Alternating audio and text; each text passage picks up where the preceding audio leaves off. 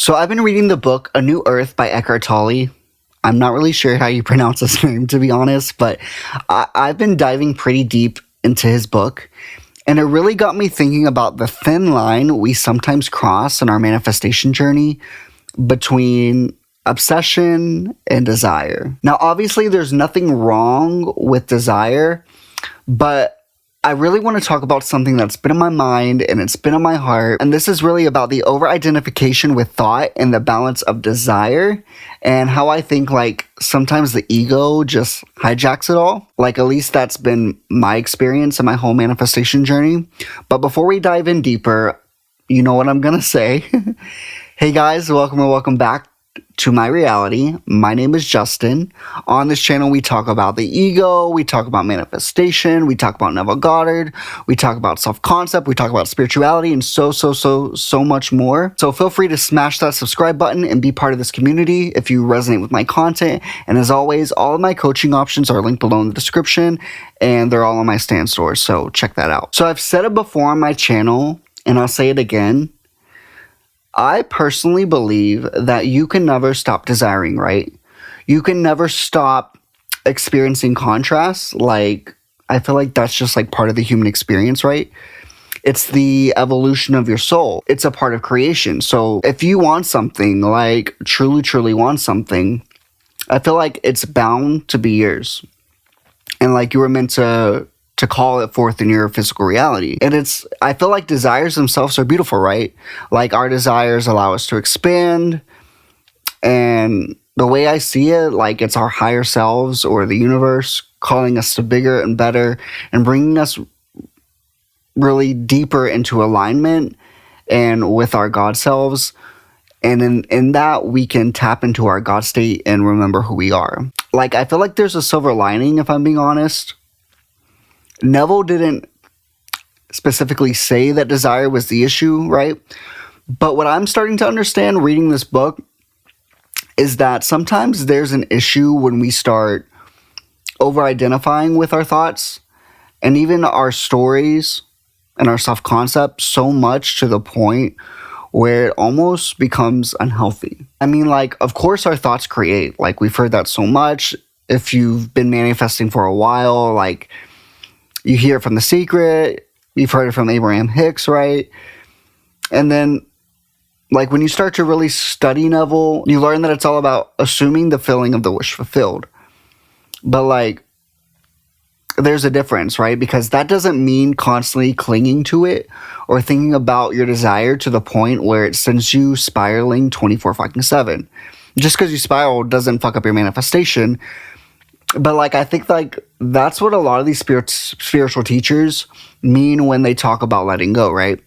It's not about letting go of the experience or the thing that you want. It's more about letting go of the neediness and the desperation that if I don't have this manifestation right here in my 3D, that I'm nothing without it, or I'm incomplete, or I'm not enough, right? And it's really about reminding yourself and understanding that what you are really at the end of the day is I am, right?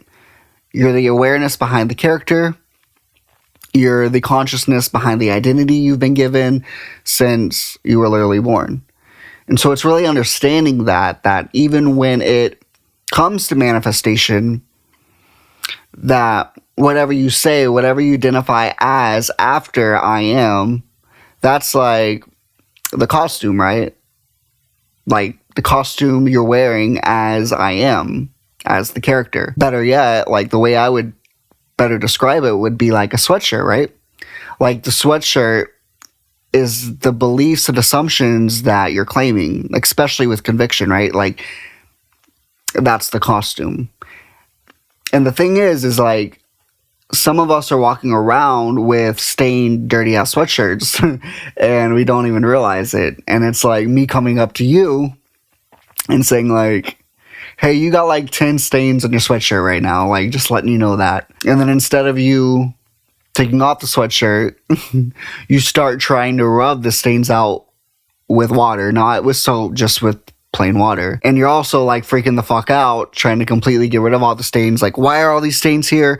Oh my God, they're not going away, right? And it's dude, just take off the damn sweatshirt and put a new sweatshirt on. Put a nice crisp, clean sweatshirt on. When we're over-identifying with thoughts, that's kind of what we're doing. So like I said, the sweatshirt is our self-concept, but we can take the sweatshirt off at any time. The stains are all of our shitty limiting beliefs and programming of our mind that's running rampant.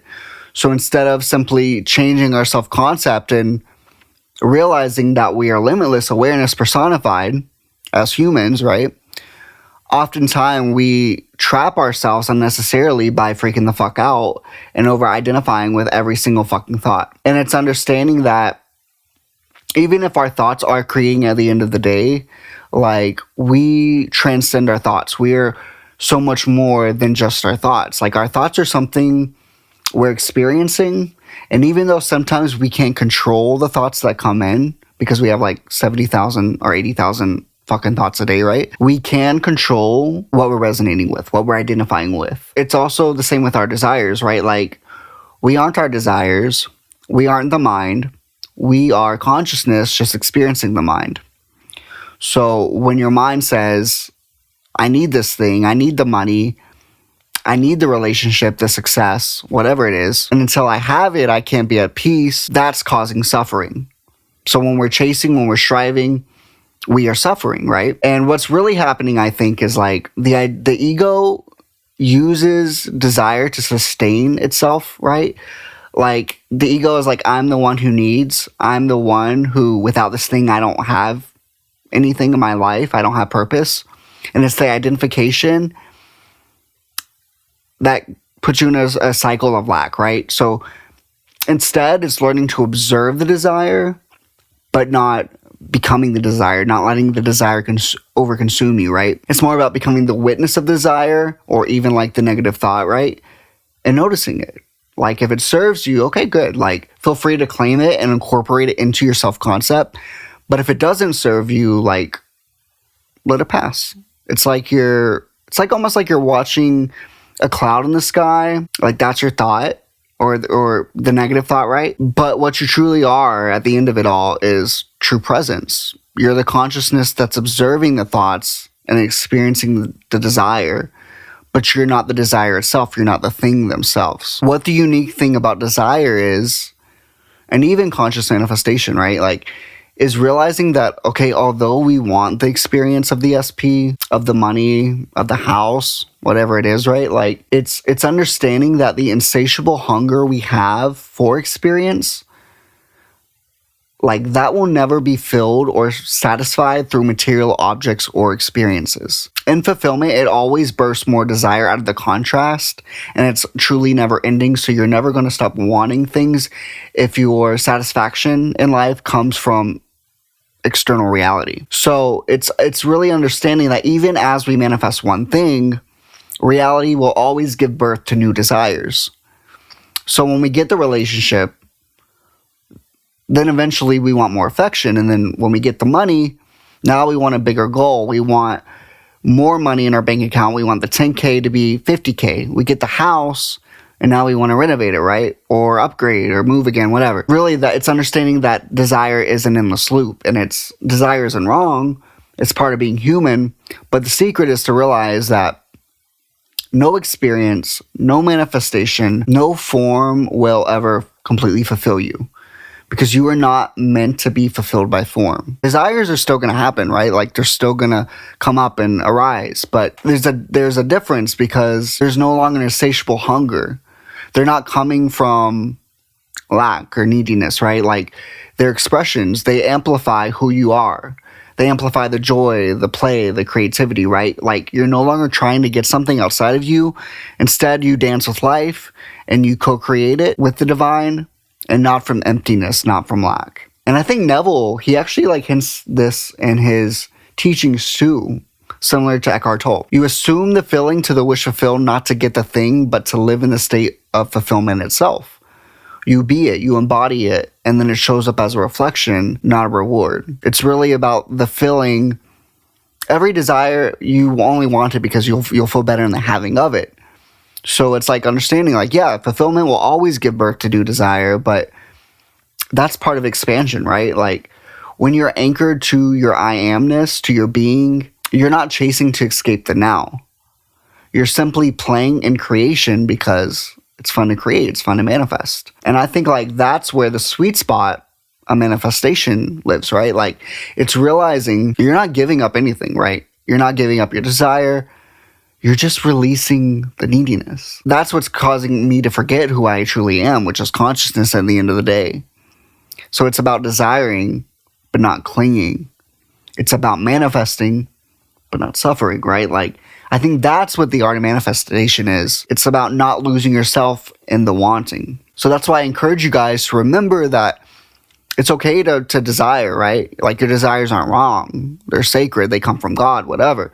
But don't let them become a prison, right? When you stop chasing fulfillment from out there and begin to live in the present moment, the game of life fucking changes, right? Like you shift from being the seeker to the creator, and you know you're fulfilled and whole. And in that space, like, I think that's where manifestation really becomes effortless, because you're not trying to get something, because you finally understand, you're finally aligned with who you truly are. And guys, as always, if this message resonates with you, if you're ready to stop manifesting from the ego and start manifesting from a place of embodiment, of alignment, of peace, right? Like, I have a new coaching experience. It's called the Reality Reset. It's a 4-week deep dive manifestation container where we strip back the noise, dissolve old assumptions, rewire your inner world so that your outer world will be a direct reflection of your I amness, of the peace, of the power, of the freedom which like you truly already fucking are. I'm just going to help you guys step back into that. You'll get 4 90-minute sessions, 2 quick check-ins to stay aligned. You'll get custom affirmations, custom subliminals, and a personal follow-up from me throughout the entire process. So whether you're manifesting relationship, success, or you just want like that sense of deep inner transformation, this container, this experience was made for that. You can find the link below. If your intuition is nudging you, I encourage you to trust it. You're not here to chase reality, you're here to create it. So create from a place of satisfaction, of the present moment, of embodiment, of fulfillment, not from external things or the manifestations themselves, but from knowing who you truly are, and that you are just creating as divine source, as God, as the universe, personified as a human. But what you truly are, who you truly are, is awareness. So never forget that. I'll see you guys in the next one. Peace.